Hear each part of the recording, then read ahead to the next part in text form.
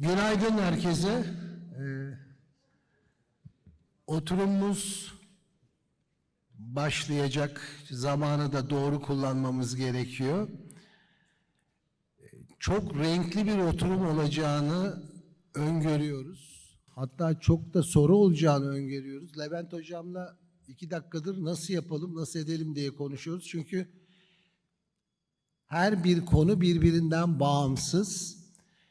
Dolayısıyla her konuşmacı sonrası sizlerin de affınıza sığınarak çok sınırlı sayıda soruyla ve kısa, mümkün olduğu kadar kısa sorularla, yani daha çok konuşmacılarımızın konuşmasına izin verecek ölçüde kısa sorularla geçersek konuşmacılarımızın tecrübelerinden daha çok faydalanabiliriz diye düşünüyorum ve ilk konuşması için Dr. Sievert'i buraya davet ediyorum. Would you please come over here, Dr. Sievert? Thank you very much. Dear moderators, chairman, a fantastic meeting. I have the opportunity to discuss with you a little bit about LUTs in young male, which seems to be not really covered in our guidelines. If we look into those, we definitely know that BPH, overactive bladder, and nocturnal situation are the ones we have to think about. But underactivity, probably urethral stricture and urinary tract infection, and in addition, neurogenic bladder dysfunction seems to be the headline of those who are younger. If we look into the guidelines, the next step would be that the prevalence of residual after voiding and the symptoms might lead for those younger patients around 40 or younger.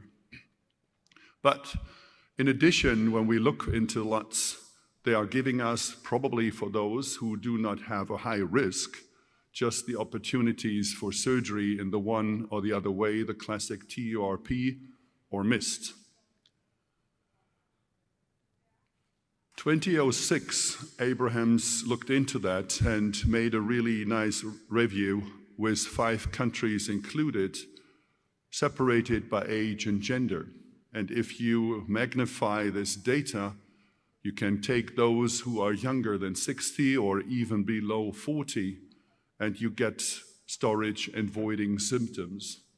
And it seems that there is a prevalence in the storage and less in the voiding symptoms.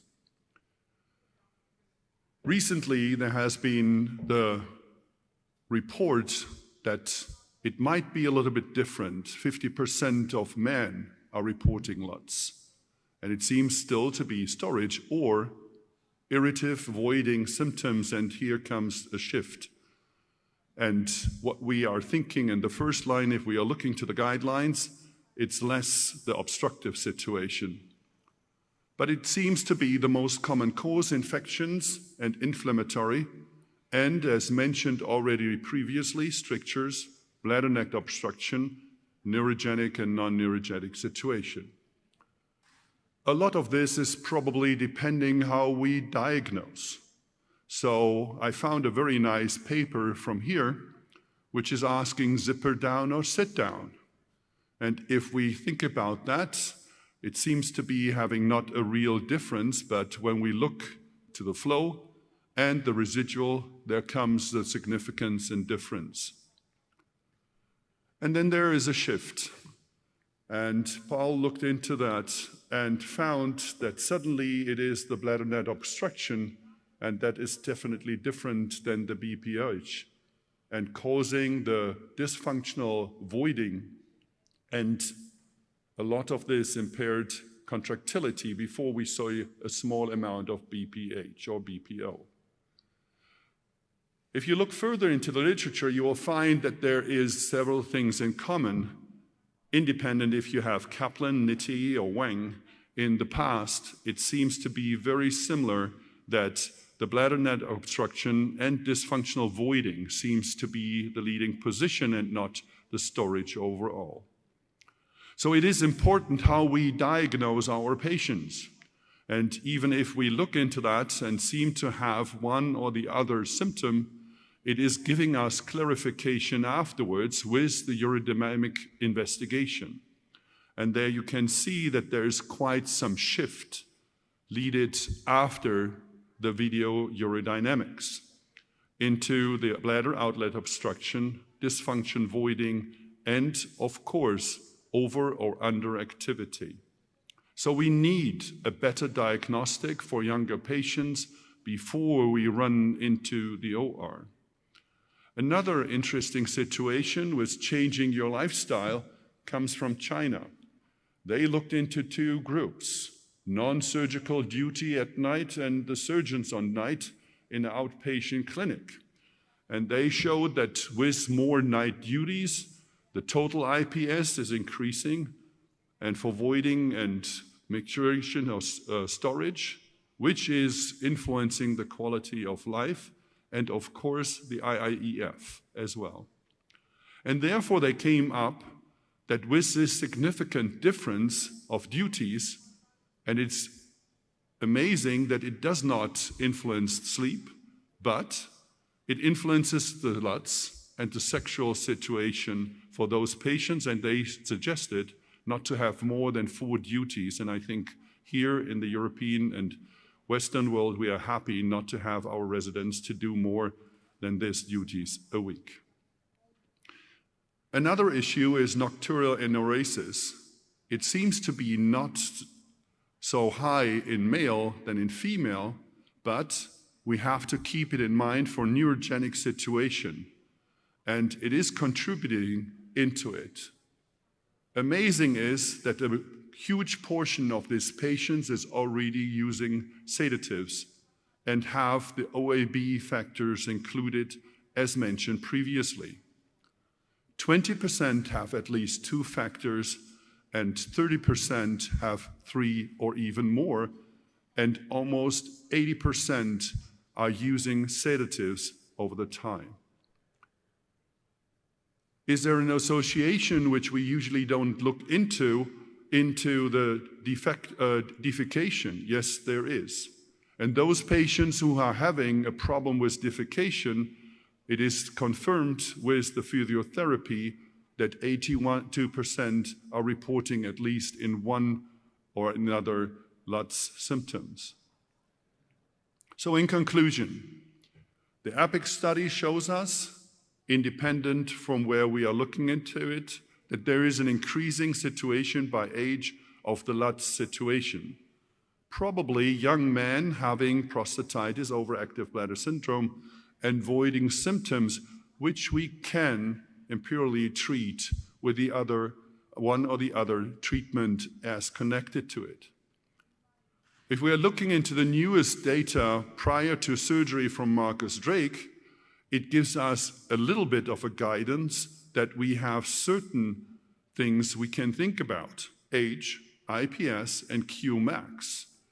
And of course, a lot of these patients I just talked about have an IPSS and a Qmax as mentioned. But if we look at the diagram from Marcus Drake, it says, well, in the green line, they will benefit if they are below 74 years, but we are talking about a younger group. Also, they have bothersome LUTS. So we have to think twice and evaluate this really young group of patients and come back to the situation that we definitely will need urodynamics in those before we start to treat them, because they might have a BNO or a DV before we diagnose them and treat them. And underactivity and BPH might be other etiologies, but not as common as we might think in the first case. And in addition, we might have hints to those patients who have not been diagnosed at that time for a neurogenic disease and need to be treated in this case. Thank you very much.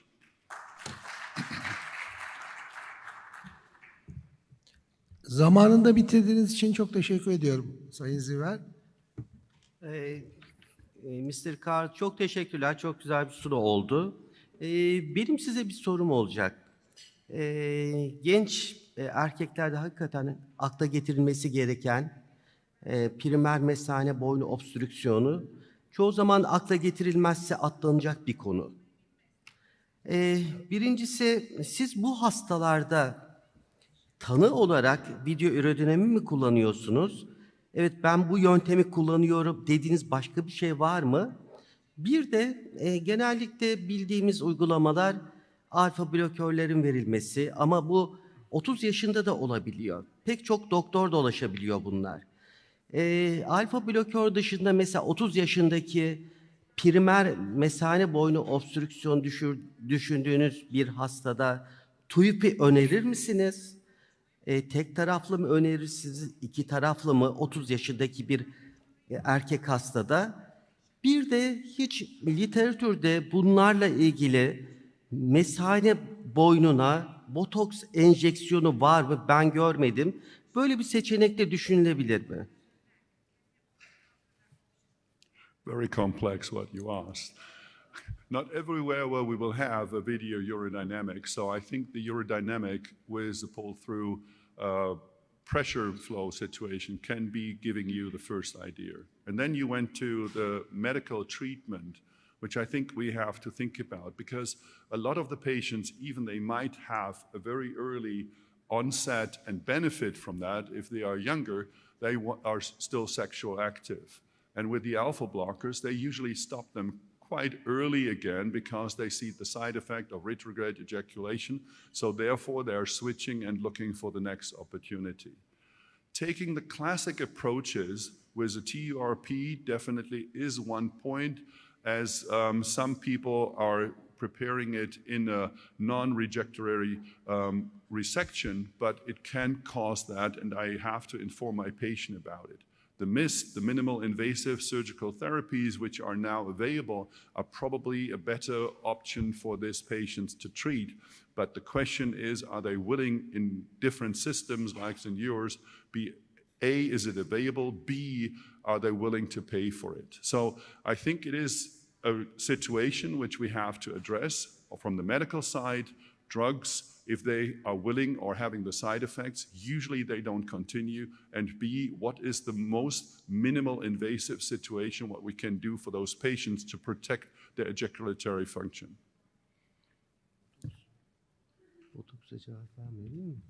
What about botulinum toxin injection? You definitely can try that, but you have to also inform the patient about the lasting effect. I would not recommend to use a high dosage of that. Some patients are in fear of the situation that they might start leaking. I have not seen it. I have tried it in a small group of patients, but it is a longer lasting effect, similar like the minimal invasive situation. But it's a question and a good possibility, but low doses. And I would recommend to start with a low dosage and maybe increase it if this is not effective in the first line. Ali abi bir şey söyle. Sayın hocam buyurunuz. Türkiye'deki mitlerden bir tanesi, bilmiyorum aynı şey universal olarak da var mı? Genç erkeklerde bu tip şikayetler söz konusu olduğu zaman bir yüksek mesane boynundan bahsedilir. Ne dersiniz? Well, the high bladder neck is what I think is causing the obstruction. I think with the cystoscopy, you will have the first point and the first view, which can help you. I think the better way to investigate that is usually in addition to urodynamic, but it is not always available. The bladder neck resection is always the discussion, but you might destroy the inner sphincter, so therefore it can cause the ejaculation retrograde. So as mentioned, there are new technologies available.